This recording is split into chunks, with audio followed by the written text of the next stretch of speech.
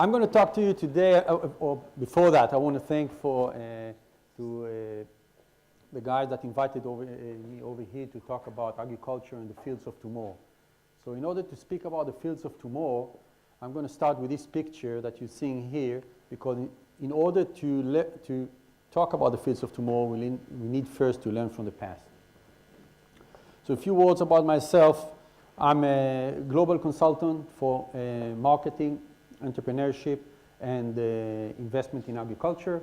I have my MBA from Kellogg Canadi, and I'm also advisory board in different startup companies here in Israel. Before starting to talk about the fields of tomorrow, I want to share with you one major trend that happened in 2005 in the world. And the major trend is that the world population, of course, we all know that it increased year by year. But in 2005, the two lines cross each other, and there are more people that are consumers and less people that are producers. And what does it mean? It means that the producers needs to produce more from the same area, and there are more consumers on the other side that are asking for a better quality of fruits, vegetables, and grains. I'm going to share with you, well, of course, there's a lot of trends in agriculture. I decided to share with you two that I believe that are very, very interesting. The first one is what I call the vertical farming or the urban agriculture. And as I mentioned before, more people are moved to live in the city and will continue to live in the city, more people. So there's a lot of buildings, a lot of real estate, a lot of walls, and we can see a shift of what used to be in the last 15 years growing landscape on the roof to pass on to the vertical field. And there are two main businesses over here. The first business is what it's called the vertical gardening, which the one that started. The vertical gardening is a program to be, or work plan to be focused on 2018, a business around $7 billion with more than 8% CAGR, a compound annual growth rate. And the other business, which is the vertical farming, I would like to speak a bit more about it. It's forecast to come to $4 billion with a CAGR of more than 30%, which is something very, very interesting. And there are two drivers for this big change. The first driver for the vertical gardening is basically the increase of real estate value. And there are a lot of research that stating up to 2 to 3% increase in the real estate value due to vertical gardening from different reasons that I will not enter right now. And in the vertical farming, basically people, as I mentioned before, they're looking for a better quality of fruit, vegetables, and in addition, all year round supply. I want to share with you one interesting technology that there is an Israeli startup under the brand Vertical Field that is using together with another Israeli startup, which is about the probiotic live bacteria. All of us here in the room, and I guess all of us here in the room, are eating at least once a day, let's say in the morning, yogurt. And this yogurt contains live probiotic bacteria.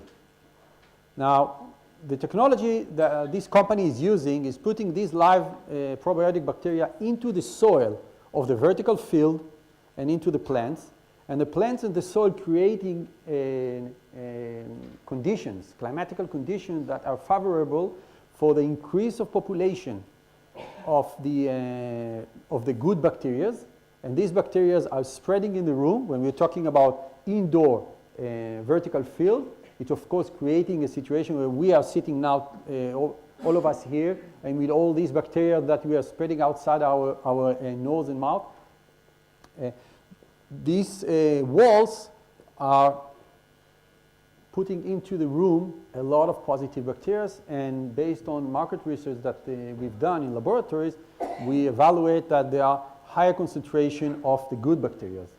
So we can create a situation where offices, home, and nature are becoming or feel the same in terms of the air that we are breathing.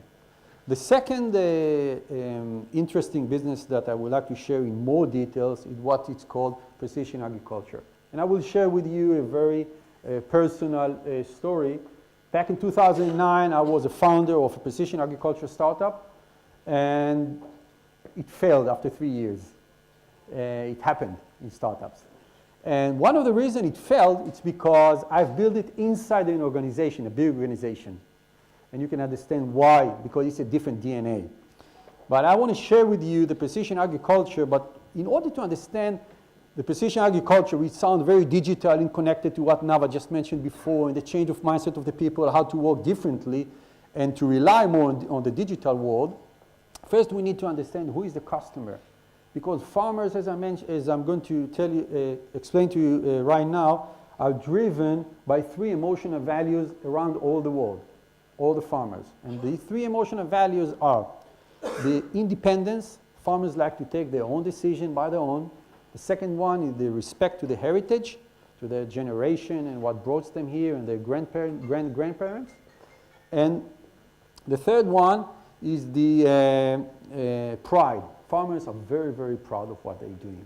So we need really to understand these emotional values that drive our customer in order to understand what does he need and how to bring the digital world, which is a very complex world and very not heritage connected, because it's something that happened very, very fast in the last few years, and agriculture is something that was built for thousands of years.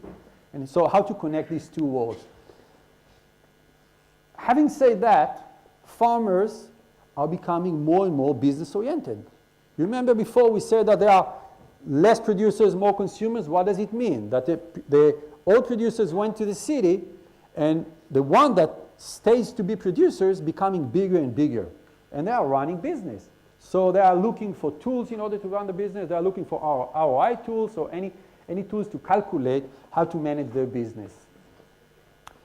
And farmers are facing, because it's a very complex business, they are facing a lot of different complexities.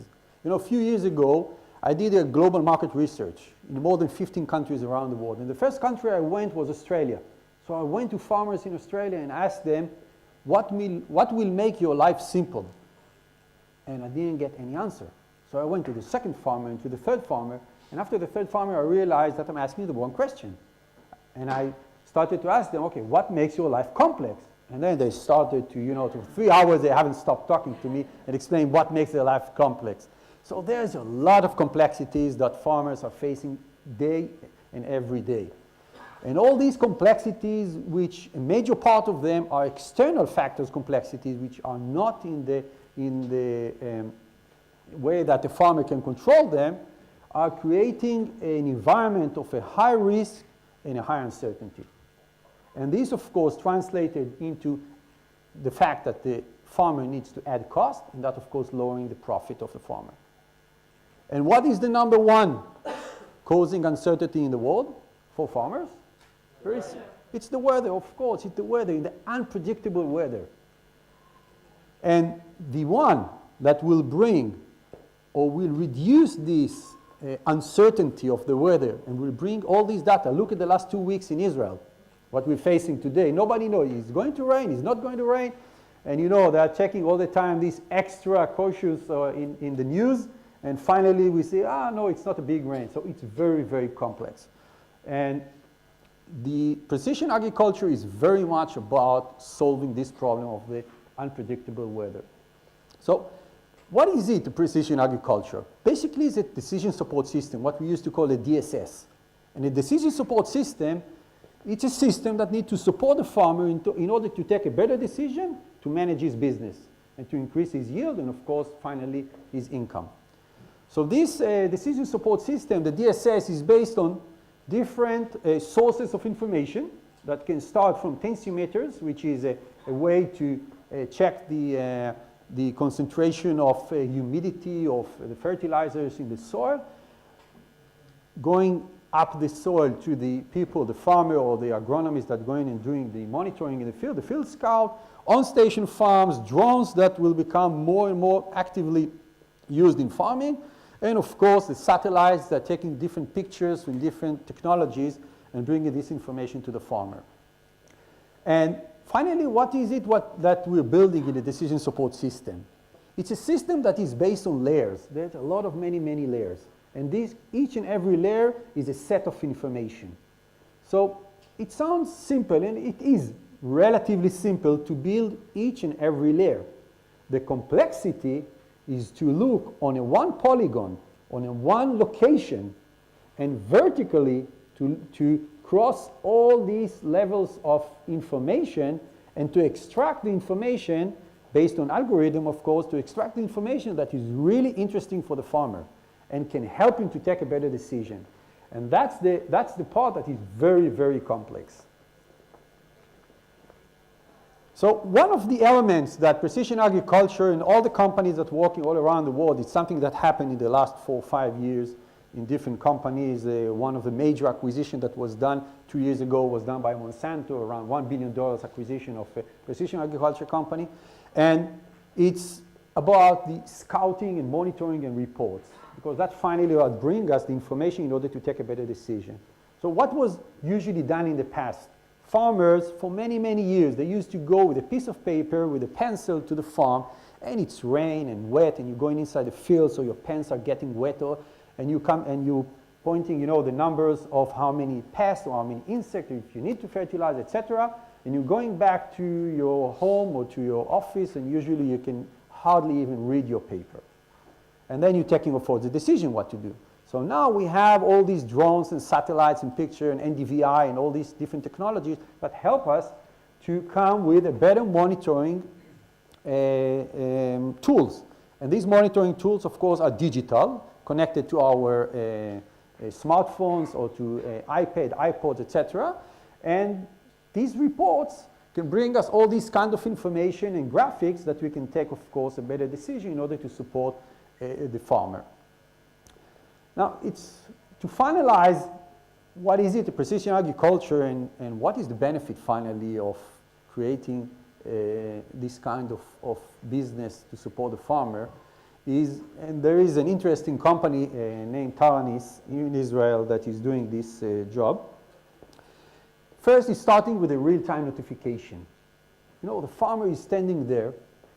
The season can take from 60 days to 150 days if we are talking about annual. If it's perennial, it's all around the year. And he needs to take decision. And as real the information will be, the better. And it all depends on two elements. It's the resolution and the frequency of the information. So of course we want a higher resolution and a higher frequency. And what does it mean, the higher resolution? Higher resolution means if I'm a farmer and I have 10,000 hectares, which is a big farm, it's around 100,000 dunams, okay, in Brazil or the US, etc.